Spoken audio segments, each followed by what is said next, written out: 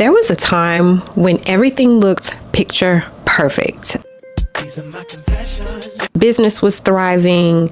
Everything was looking really, really cute. And from the outside looking in, you would have thought like, oh, she's arrived, or she's at least on the path to get there. And lo and behold, it felt like I was on that path to get there. But there was also a lot happening behind the scenes that people could not see. But then something happened. There I was recovering from a surgery, trying to respond to emails to secure my next client. And that's when I knew, girl, you are truly the textbook definition of a workaholic. So what exactly is a workaholic? A lot of people don't realize it, but being a workaholic is an actual addiction. And there are actually Workaholics Anonymous. That's how serious it is. It's not some random Instagram famous term. I've had this series called Confessions of a Workaholic, where I break down the various things that I was doing, basically that led to me crashing out and burning out, not once, but twice. And I want to talk about how did I even get to that space? Because you might very well be on the path to that space and don't realize it, or you've already crashed out and something in you is just dying to get back into the grind and you can't quite understand, why do I need to do this? And there's so many reasons. And I won't dive into the deep ones, at least not on this platform. But I do highly encourage you that if you are somebody who struggles with being a workaholic, baby, go to therapy. There I was after having surgery. I had a client that I was working with. We had just finished all the things and we were this close to closing on a contract. And that is the one that I would not let go. So I was back and forth, going in on emails, responding to things, scheduling calls. I had to do a little something with myself so that I look decent on camera. And I locked in this contract. I was elated, in pain, high off pain meds, and trying to balance it all and recover. But nonetheless, very elated that I had knocked something off of my to-do list. It was like, yes, girl, because I had been working at it. There I was, and I realized I am still in recovery. I can barely walk from my bedroom to the bathroom. And here I was trying to figure out, how am I going to get dressed and go on site to meet this client? And I can barely walk. So I was like, I'm gonna give myself 1 week, 2 weeks. After week 2.5, 3, I can go on site, because I need to go on site to meet this client and do my walkthrough and all these things. And I did. I'm ashamed to admit it, but I did. And when I came back from going on site, mind you, I was on site. It was a huge site and I had to do a lot of walking and I was breathless. By the time I came home, I crashed out. And I remember thinking, did you really just put health at risk for a client? Oh no, you have a problem. I knew I had a problem. So here are a few signs that you may have a problem too.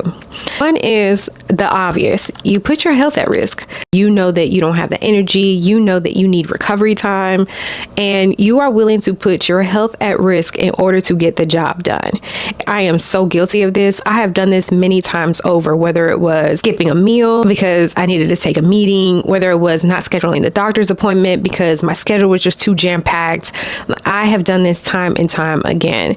And what happens is, after a while, just like the book says, the body keeps the score and you have to pay your dues. It's inevitable when it comes to your health. Another sign that you might be just knocking on workaholic's door is you are constantly putting work above your social life.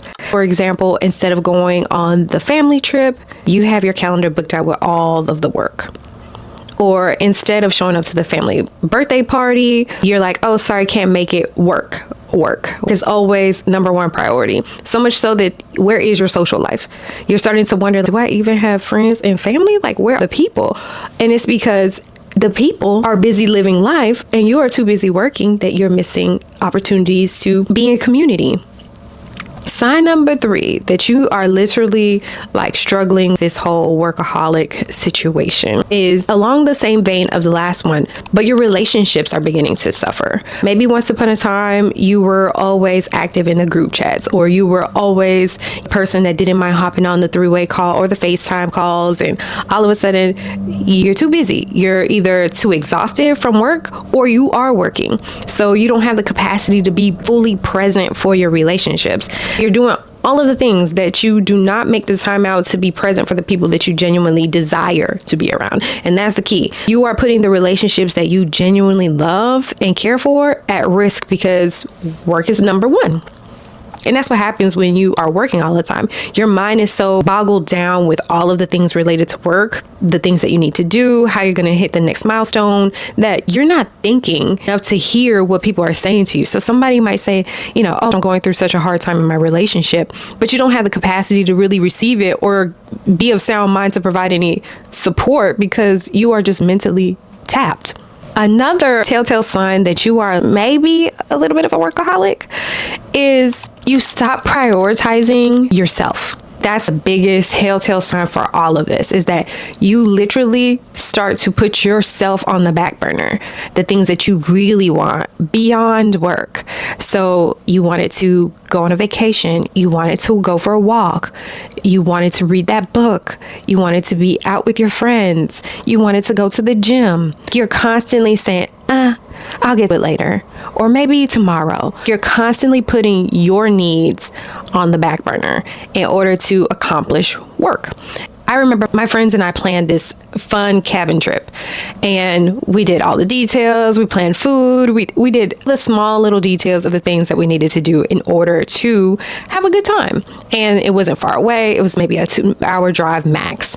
And it was like, okay, we're all going to leave around this time so that we could all get there and start our weekend. And I got wrapped up at work in a special project where we were shooting for essentially like a commercial. There was makeup, there were cameras, there was like all this happening at work. So I needed to be fully present for that. I remember saying to my team and telling everyone like, hey, we're working on this project. Mind you, we had been working on it for weeks, but I knew I had like a hard stop at a certain time. And lo and behold, that hard stop went over like 2, maybe hours worth, and basically got stuck at work. And I remember my husband kind of looking at me like, what is going on? We were supposed to leave by this time. Where is people are waiting on us. We had all this food, and it was just like, where are you guys? All because I was hyper fixated on, being present at work. I wanted to do a good job. It was a big project. I needed to be there.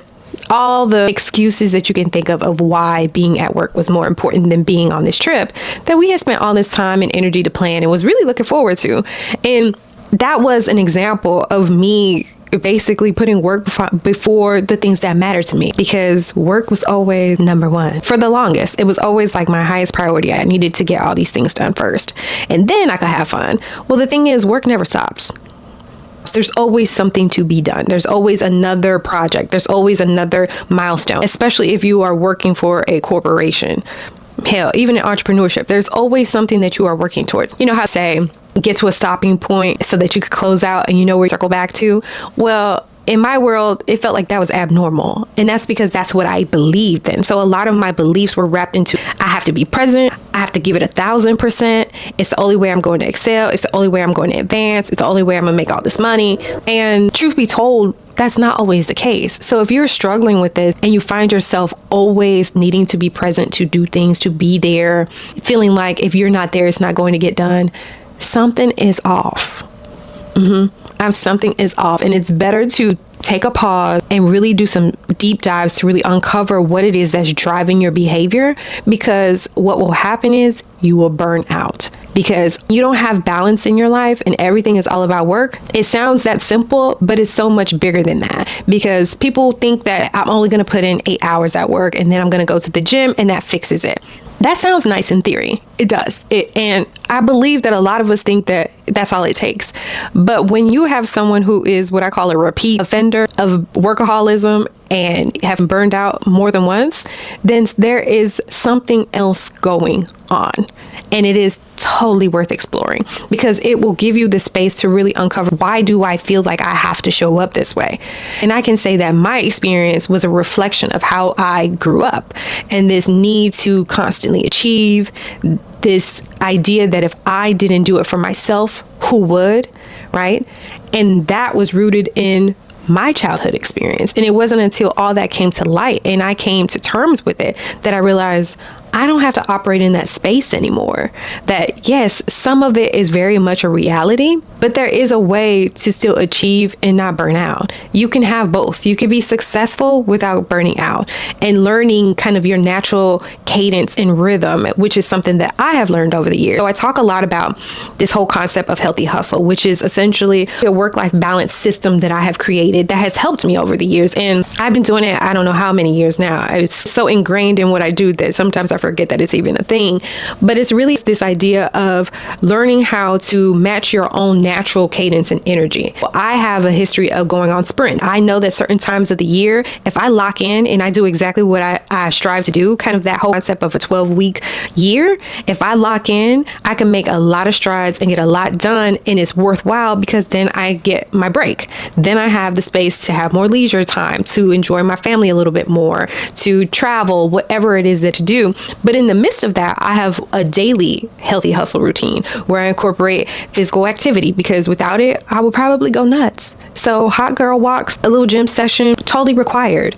And the same thing goes for my social circle. I thrive in being in community. So I love being with the people that I love the most. I love being with my family, my friends, my husband, and being able to create this balance every single day while incorporating these sprints are what have made it possible for me to hit my goals and still thrive while also mastering this idea of balance in my own unique way. A lot of people think that, oh, work-life balance is not a real thing. It is if you define it the way that makes sense for your life and your lifestyle. So what works for me may not necessarily work for a mom with 3 kids who has to balance all of their schedules, right? So you have to figure out what makes sense for you in your life. But I think the sooner we realize, like, hey, there are red flags, and sometimes you're the red flag, then you can make the necessary changes in order for you to be the absolute best version of yourself. And so, yeah, I realized I was addicted. And I would be lying if I said that every now and then she doesn't want to pop back out. But now I'm aware of it, so I'm able to gauge it and put some parameters and some things in place so that if I find myself going down that path, I can pull myself and rein myself back and get back into my routine and the things that make sense for me and where I'm at. So there are a few questions that you can ask yourself if you find that maybe this is me, or maybe you're hearing this and you're like, ooh, that might have hit a nerve a little bit. Then ask yourself these few questions. Who am I building this career or business for? What's driving me to push this hard? What about my work still brings me joy? And the most important one, where do I fit into this story? These questions are simple, but when you take some time to really dig through them, journal about them, get a feel for what is it that is truly motivating me, what's driving me to do all of these things, you will uncover some things that might help you start your healing journey. It might make you say, okay, I need to make some adjustments. So I'll leave you with those, and I will see you guys at the next episode.